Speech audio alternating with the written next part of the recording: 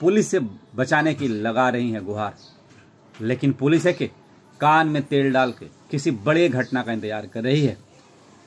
इस दहशतज़दा माँ और बेटियों के लिए उनके ही पड़ोसी डर का सबब बने हुए हैं। घटना किसी गांव या किसी कस्बे का नहीं, बल्कि कोलकाता महानगर के सुरक्षित कहे जाने वाले सिद्धा लेक विला लागून ब्लॉक की है, जहां नफीसा बेगम अपने 2 बेटियों के साथ रहती हैं। बेहतर पढ़ाई लिखाई के लिए उन्होंने बारानगर के सुरक्षित कहे जाने वाले इस अपार्टमेंट में उन्होंने अपना फ्लैट लिया। 3 साल तक सब ठीक था, लेकिन बीते कुछ दिनों से पड़ोस में कुछ उनसे जिनका काम सुरक्षा देना है वह बेपरवाह है।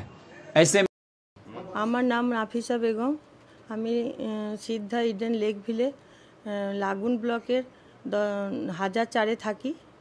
এখানে একদিন আমি রাত 10টা 10-এ জিম থেকে ছাদে গিয়েছিলাম বাচ্চাকে নিয়ে খেলা করতে। সেখানে বেশ কয়েকজন 20-25 জন ছেলে আর মেয়ে আমাকে, মহিলা ও পুরুষ আমাকে ঘিরে ধরে এবং অতর্কিতভাবে আমি সেখান থেকে বেরিয়ে আসতে পারিনি। অনেক চেষ্টা করেও তারা অনেক কিছু বলতে গালিগালাজ করছিল এবং আমার আইডেন্টিটি, আমার এডুকেশন এবং কোয়ালিফিকেশান নিয়ে এবং তারা অনেক বিস্তর কথাবার্তা বলছিল, যেটা অসভ্য ভাষায় নোংরাভাবে, এবং আমাকে উত্তেজিত করার চেষ্টা করছিল। কিন্তু সঙ্গে আমার বাচ্চা ছিল বলে আমি উত্তেজিত হচ্ছিলাম না, কেন কি বাচ্চাটা ভীত সন্ত্রস্ত হয়ে অনেক কাঁপছিল, ওর মুখ দিয়ে লাল পড়ছিল, ওর 2 চোখের জল আমি হাতে করে মুছিয়েছি।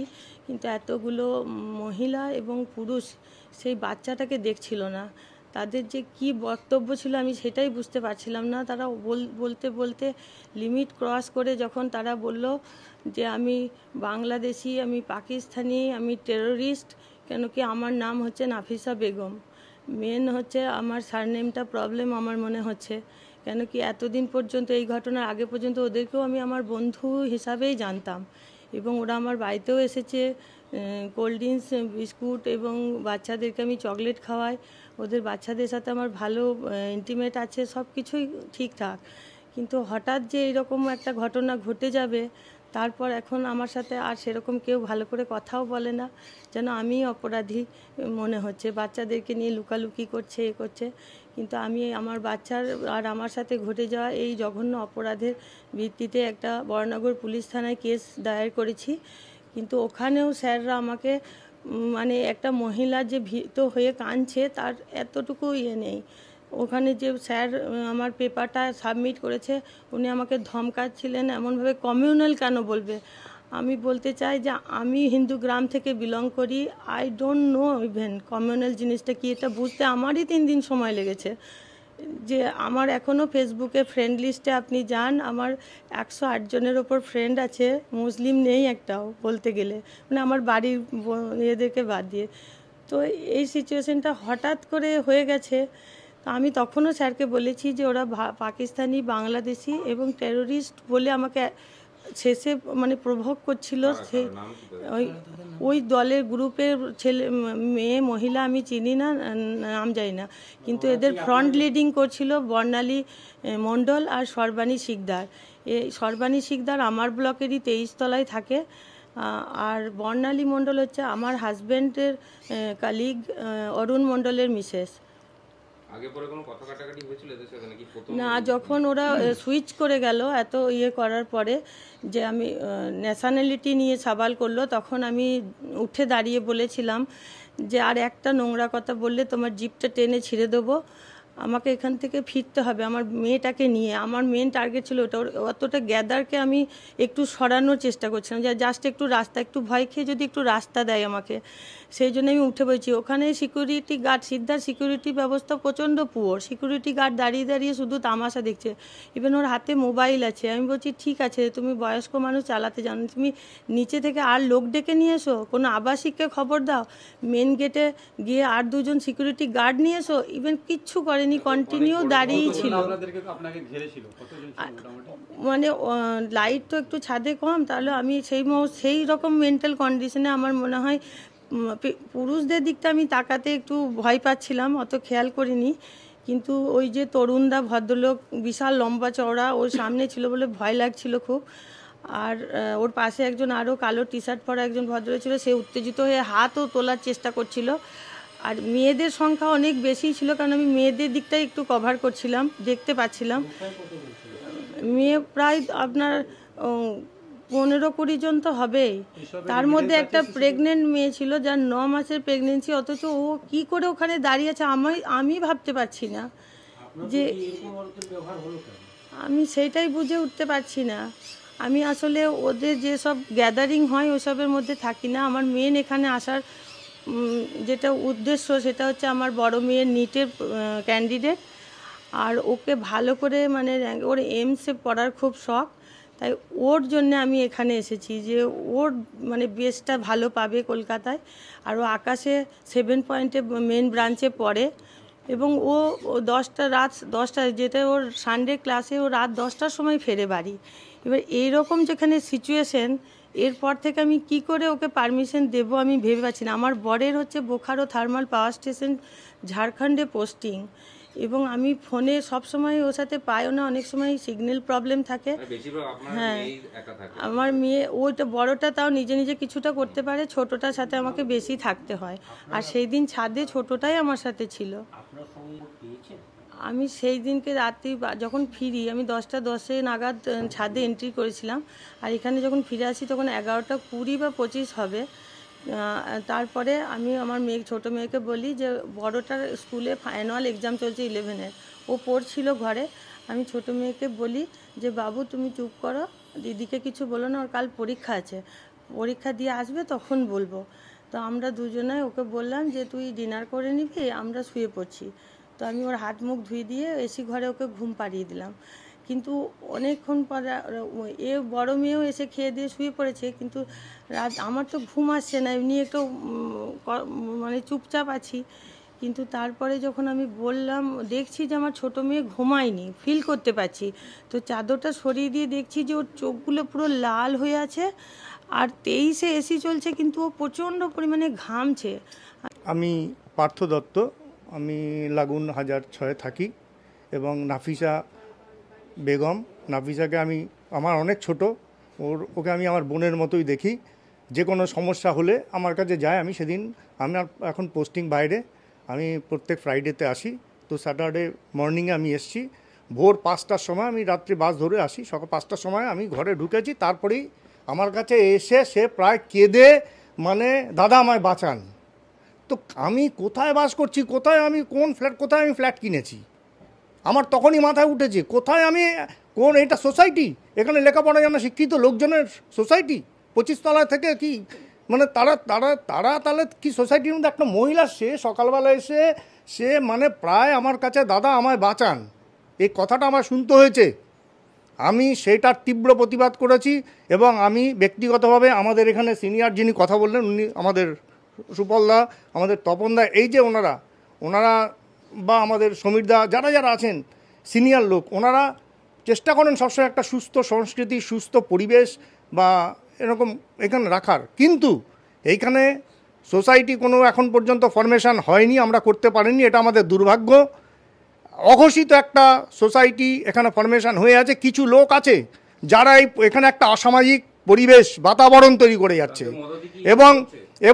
এবং তাদের, আমার রিসেন্ট আমি একটা আধিকারিক, আমার একটা চিঠি, অফিসিয়াল চিঠি, খুব ইম্পর্টেন্ট চিঠি এসছে, সেই চিঠিটাকে এবং সিকিউরিটিকে তাদের ইনস্ট্রাকশন দিয়েছে যে না এখানে কোনো, আরে একটা পোস্টম্যান তার একটা অথরিটি আছে, সে সরকারি লোক, যে কোনো জায়গায় যে কোনো ঢুকতে পারে। কি করে মানে ওই কি নাম ভদ্রলোকের, কি নাম, হ্যাঁ তরুণবাবু বলেছেন, এই ভদ্রলোকটার নাম প্রত্যেকটা জায়গায় আমি শুনছি তরুণবাবু। আমি চিনি না ভদ্রলোককে, আমি দেখি না, আমি মিশি না এখানে খুব একটা কারোর সাথে। কথা হচ্ছে ওনাকে অথরিটি কে দিয়েছে, উনিও বলছেন যে দাদা আমায় তরুণবাবু করেছেন। তরুণবাবু কে, ওনাকে অথরিটি কে দিয়েছেন ওনার মাতব্বরি করার? এই জিনিসটাকে, এই পরিবেশটাকে দূর করতে হবে, বন্ধ করতে হবে। সুস্থ সংস্কৃতি চাই, কোনো অসামাজিক পরিবেশ আমরা এখানে বরদাস্ত করব না। এবং এই ব্যাপারটা আপনারা দেখবেন, সঠিক এনকোয়ারি হবে।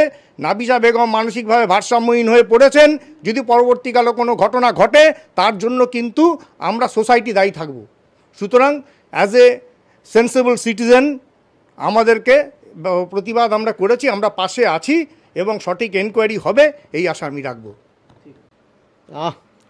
আমরা সবচেয়ে বড় আমি কল্পনা করতে পারছি না যে এই রকম একটা সোসাইটিতে এখানে একজন মহিলা এবং একজন বাচ্চাকে এইভাবে করে এখানকার লোকেরা মিলে এইভাবে করে একটা আক্রমণ করবে, মানে চিন্তার বাইরে।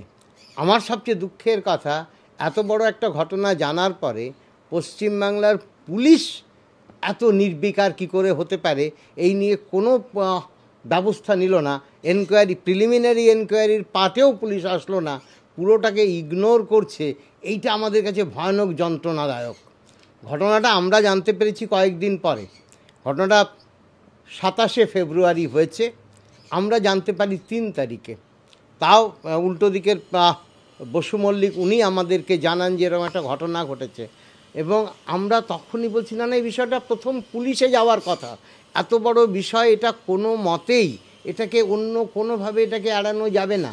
একটা মানুষের ধর্মীয় পরিচয় নিয়ে আক্রমণ করা, এটা মানে পশ্চিমবাংলায় অভাবনীয়। যার জন্য আমরা বলেছিলাম এটা পুলিশে যাওয়া উচিত এখনই, এবং ওরা তো পুলিশে এফআইআর করেছেন। দুর্ভাগ্যের বিষয় পুলিশ এটাতে কোনো ব্যবস্থা নিল না। আমাদের ছোট্ট একটা ঘটনা ঘটলো, তারপরে এত বড় সাম্প্রদায়িক নাম উঠে গেল, হিন্দু মুসলিম কথা হলো কি তোমরা বাংলাদেশ পাকিস্তান চলে যাও। এইগুলোটা স্লাম এরিয়া সোসাইটিতে একটা শিক্ষিত ভালো লোক থাকে, কিন্তু এই মাহল এখানে আসছে স্যার। এটা নিয়ে আসলে শিক্ষা তো ডিগ্রি দিয়ে হয় না, শিক্ষা একটা আলাদা বিষয়, যেখানে মানুষের ভাবনা থেকে শিক্ষা। এদের আসলে শিক্ষা থাকলে কাজ করতে পারতো না, এটা অশিক্ষার পরিচয়। একটা মানুষের সাথে ঝগড়া এখানে সব ক্ষেত্রে হতে পারে, কিন্তু একটা মহিলাকে এবং একটা বাচ্চাকে এত রাত্রে আটকে রাখা, যারা করে তারা তো শিক্ষিত নয়। শিক্ষিত হলে এ কাজ করা যায় না, কোনো রুচিশীল মানুষ এ কাজ করতে পারে না, কিন্তু এখানে হয়েছে। আচ্ছা, উনি এই অ্যাপার্টমেন্টের সিকিউরিটি নিয়ে একটা প্রশ্ন তুলেছেন। অ্যাপার্টমেন্টের সিকিউরিটি কম। অ্যাপার্টমেন্টের সিকিউরিটি মানে দেখুন, যে দেশে ইন্দিরা গান্ধীর সিকিউরিটি নিয়ে আমি সে কথা বলছি না, কিন্তু অ্যাপার্টমেন্টে লোক আছে। এখন যখন অ্যাপার্টমেন্টের রেসিডেন্টরা তারাই যখন ঘটনাটা ঘটায়, অ্যাপার্টমেন্টের সিকিউরিটির পক্ষে ধরুন ছাদে একটা লোক, সেই লোকটা তো অন্য কিছু নেই, একটা বয়স্ক মানুষ, সেই মানুষটার পক্ষে এখানে সিকিউরিটি, তার যেটা উচিত ছিল সঙ্গে সঙ্গে বিষয়টা নিয়ে এসে তাদের সিকিউরিটি কনসার্নকে রিপোর্ট করা, যেটাও করেনি।